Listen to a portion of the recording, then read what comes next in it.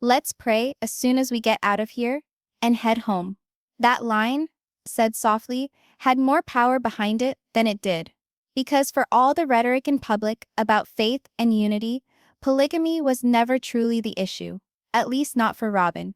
Robin had become increasingly at ease in her role over the years, but not because she was dividing her life or her husband in any meaningful sense. She enjoyed the title, certainly, the narrative it conveyed, but the day-to-day work, the emotional give and take, that wasn't necessarily part of the deal she agreed to. She frequently asked Mary not to go, or urged her to make things right with Kody. But if they weren't friends, and they weren't, what was she really wanting in the way of keeping them together? It wasn't friendship. So what was it? Basic, money, reputation, and power. Robin had the benefit of maintaining the illusion of polygamy without the reality of having to share space or husband. Provided Mary remained behind the scenes, Robin maintained the upper hand, playing the role of the obedient sister wife, while enjoying what was a monogamous marriage in all but name. And financially, Mary earned her own money from her business. That added more capital into the Brown family system, where Robin could gain. When Mary left, so did her money. It was never about the marriage, it was about the machinery supporting it. Robin also had something else in Mary. A buffer. Mary was compliant, passive, and long accepted her place as the outsider. That made her the ideal side piece in Robin's meticulously constructed empire. She was no threat, asked few questions, and didn't rock Robin's increasingly dominant boat. Even when she was speaking up on behalf of Mary striking out on her own, Robin still gained from her remaining. And let's not forget about the optics. Mary was the original wife, the legal wife, that is. Her ongoing presence legitimized the entire arrangement. With her on screen, the family continued to appear to be a plural marriage, at least technically. And as far as keeping the production aspects of things in motion, Mary was still appearing, playing her role, unlike some people. For Robin, it was the best of both worlds. Status without sacrifice. Meanwhile, actual sacrifices were being made, and not by Robin. You won't believe how close Truly came to death, and her father was nowhere to be found. There was one night Truly got seriously ill. She wasn't a little sick, she was really fighting against something. And who was she with? Not Kody. Aspen went on to say that Truly had kept her up all night. That subtle statement speaks volumes. Aspen, and not her father, was taking care of her. Kody, apparently, was having his night somewhere else, most likely at Robin's house. A little girl required her father, but he wasn't present. All the mothers were away that night. Logically, you'd expect the dad to step up. But Truly's care fell to her older siblings, particularly Aspen and Mykelti. If things had taken a tragic turn, the grief and guilt would have landed squarely on their shoulders, not Kody's. They were still kids themselves, yet they bore the weight of that night. At a family prayer for Truly, Aspen was visibly shaken. She wasn't concerned, she was frightened. This was a young lady who'd grown up taking care of her little siblings. She wasn't unfamiliar with rising to the occasion, but this was different. This was frightening. Kody minimized it, naturally. "Ah, she's just got some flu symptoms," he'd say. "No fever," but that didn't prevent him from leaving. Aspen and Mykelti were left to deal with it all. It was a trend that spoke volumes about where Kody's true priorities lay. None of it made much sense when you took a step back and looked at it. If Kody actually wanted to be there for his kids, why didn't he just remain in the house with the younger children? Why not shut things down a little, keep them all under one roof, and man up and do it himself? Now confident, others would say that with the wives gone here and there, Kody had his hands full keeping all those kids in multiple houses. But the minute Christine was back, she right back into taking care of all 6 of her own children. She didn't flinch, but nonetheless, Truly's care most often landed on the older girls. Meanwhile, across the street at Robin's place, Kody was in the midst of teenage children, and even had some backup assistance from Mindy. So what excuse remained? The real truth was, Kody wasn't appearing where it counted the most. And if he wasn't prepared to handle that type of responsibility, perhaps he shouldn't have embarked on a life that included it. Truly did not merely have the flu. She became dangerously dehydrated. She was seriously ill, and she was left in the hands of the other children, teenagers, and that's no exaggeration.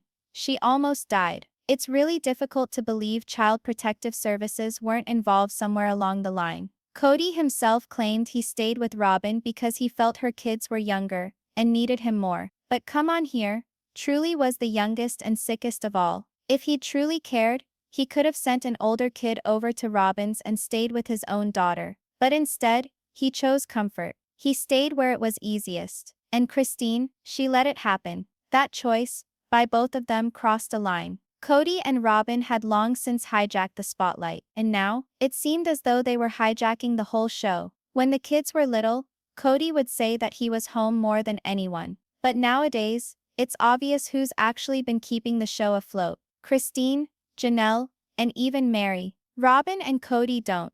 They avoid being asked real questions. Their scenes are lifeless, and their feelings, rehearsed, more so than genuine. If they do get interesting, it's just when someone holds them accountable. The rest feels like poorly written script no one believes anymore. And that's an ugly pill to swallow when you find out they're likely making as much, or more than the wives who've actually made this worthwhile to watch. Their scenes don't advance the plot, they spin it. Kody does a lot of whining about being hurt over these divorces. But the reality, he'd been distancing himself a long time before COVID even arrived. He just stopped acting once the cameras moved elsewhere. By the time his family received actual airtime, it was only because the rest of them had already walked. Now the only thing that has viewers on their toes is waiting to find out how much more can come apart. That suspense, that feeling of a time bomb ticking, that's really all they're delivering. They're still cashing those reality checks. But for how long? Because beneath it all, this was never about togetherness. It was always about control. The manner in which Kody pushed Mary to relocate to Flagstaff. It replicated what he did to Christine when she wished to return to Utah. Manipulation, masquerading as family planning. Kody used to say he wanted everyone to see the view with Mary. But let's get real, that momentous occasion at the Cottonwood property. It was orchestrated, artfully staged to emotionally pull Mary in. And when things didn't go his way, all of that was dismissed afterward with a flip. Sorry, I didn't back you on Cottonwood. As if the whole setup hadn't been part of a larger plan all along. That relocation to Flagstaff was never about family harmony. The true reason? Dayton had gotten into college there. All the rest, talk of new beginnings, community, vision, it was all show. And when Christine broached the subject of moving back to Utah, initially she was given a small hope, just enough to think it could happen. But as soon as Robin bucked,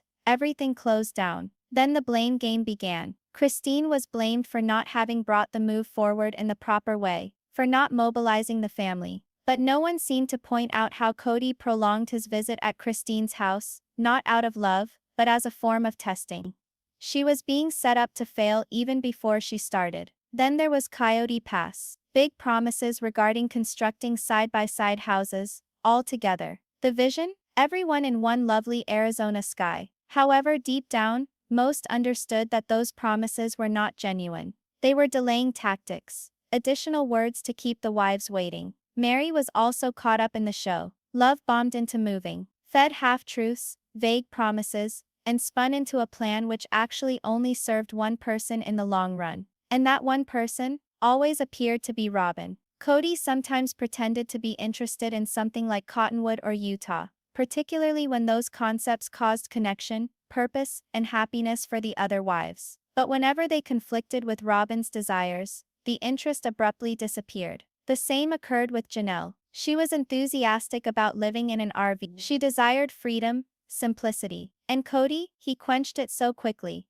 It was as if the thought had never been conceived. His response wasn't simply frustration. It was more than that. It was the frustration of someone who felt deprived. Deprived of control he believed he possessed. Kody said he wanted to construct on Coyote Pass, but that never was the true intention. The actual agenda, maintaining the large, spacious home they already owned, strategically positioned nearest to the property in dispute. His vision of the future always benefited him, not the wives, not the family, only him, and thus Robin. And now Cody Brown may have forfeited more than mere relationships. He may have lost his reward in eternity. He continues to inform others that he is spiritually wedded to Janelle, but Janelle herself has already put it bluntly. I almost don't even consider us married anymore. So who is clinging, and why? Janelle needs to sever the thread entirely. Because as long as things stay ambiguous, Robin gets to keep the illusion alive. She can sit on her porch, sip her tea, and pretend she still has a sister wife. But that's not the reality anymore.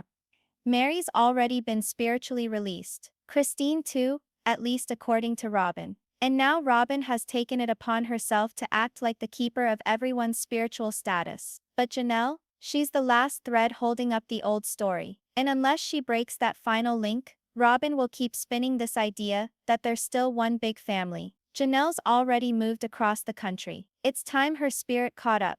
Much of the footage we're seeing now, it's already over a year old. And anything Kody says in those scenes, it's not really for Janelle anymore. It's for the camera. Honestly, it's hard to imagine that they even speak to each other anymore. And yet, within their religion, there's this aspect of believing that spiritual bonds persist after the pulling apart, unless broken ceremonially. So what if Janelle never obtains that freedom? Under that doctrine, she might remain sealed to Kody in the hereafter. Whether or not you adhere to that personally, the thought of being bound for eternity to someone that you're no longer with, it's enough to stop anyone in their tracks. I don't want to be sealed to him for eternity, Janelle once expressed. And she meant it.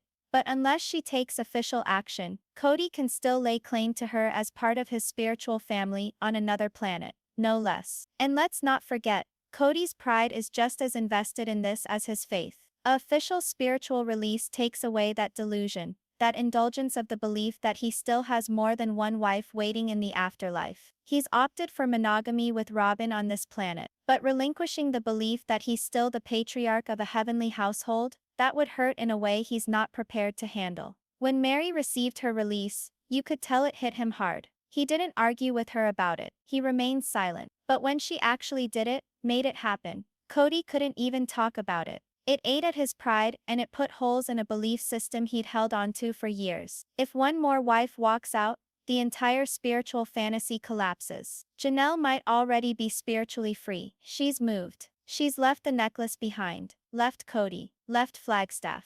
But she's still unsure. Who do I even request a release? She thought to herself. The truth is, it's not a secret. She doesn't require approval. Just a call, a text, a choice. The move forward is hers to make, if she chooses. Meanwhile, Kody's actions say more than anything he's ever said on TV. He didn't just leave his kids behind, he replaced them. That affectionate intimacy he now exhibits, it's saved pretty much for Robin's kids. Give me a kiss. I love you.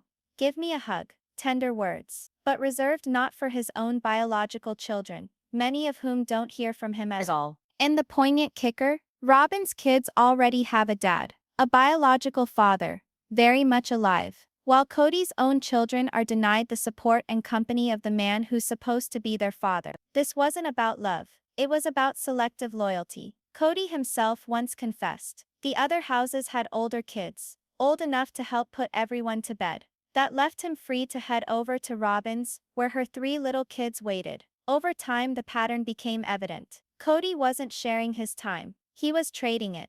Replacing, not balancing. Others claim this is an imitation of Robin's own childhood, when her stepfather became more dominant. But Kody is not Robin's children's sole parent. Pretending otherwise eliminates an entire group of connections and responsibilities. And throughout all of it, Robin carries herself with some kind of victory. She wears her feelings on the surface a lot of the time. Tears, sighs, irritation. But beneath, there is a stillness of confidence. Like a man who thinks he's won something the rest can't. Kody nurtures that as well. He gushes about Robin, publicly and regularly. Tells her he's proud of her. Glorifies her decisions. But his older children, crickets. No praise, no mention. The disparity is harsh and agonizingly so. And now he's having an adoption party. That grand adoption moment. Kody and Robin basked in. It was marketed to audiences as a new beginning, a mending of fractured family bonds. But take a closer look,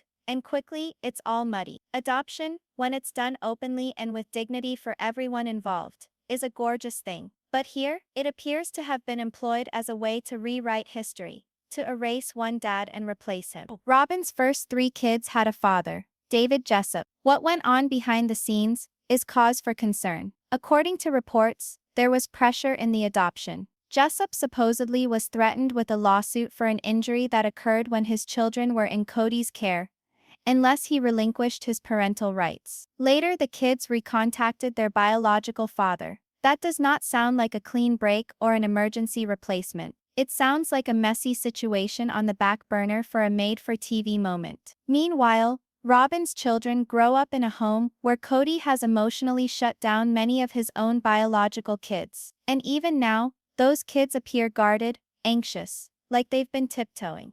The transformation in them when they see their biological father. It's been noted. They come back different, Robin admitted. Even after establishing this new family unit, Kody continued to distance himself from the children he raised alongside his other wives. He didn't merely walk away, he replaced them. He went so far as to have 2 more kids with Robin, further cementing this second-chance family, while others were left feeling discarded. Adoption should never be done at the expense of leaving behind your current children, especially not when they're still begging for love, presence, and direction. Kody's definition of fatherhood appears to be governed by convenience, not commitment. And then there's the other hypocrisy that one can't ignore. Faith, humility, modesty, all things Kody and Robin enjoy posting about, but seldom practice. Rolling up to the tell-all in a white Mercedes-Benz convertible. Not only is it tone-deaf, it's offensive. While Janelle, Christine and Mary had to hustle, sacrifice and live simply, Kody and Robin basked in excess. For a man who preaches religious values, he sure knows how to flaunt a luxury car. Where's the humility in that? It's not just about one car.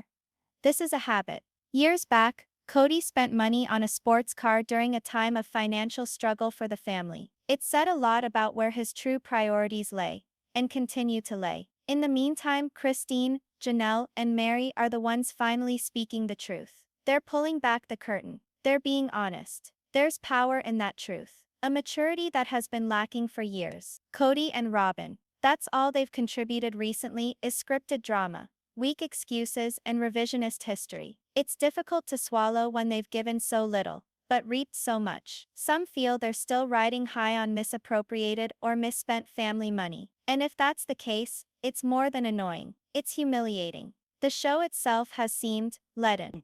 A slower pace, a milder presentation, perhaps out of respect for Garrison and his legacy. That portion we get. It is worthy of respect. But simultaneously glossing over Kody and Robin's image for sympathy's sake doesn't feel earned, particularly when their behavior hasn't altered. They haven't earned forgiveness. They've merely averted punishment. And so we leave it there until now. If you've been reading this series, you know the truth is worth more than an edit. And so here at Sister Wives Daily Scoop, we're going to continue dissecting it, story by story. Thanks for hanging in. Please let us know what you think in the comments, and don't forget to subscribe so that you never miss a chapter.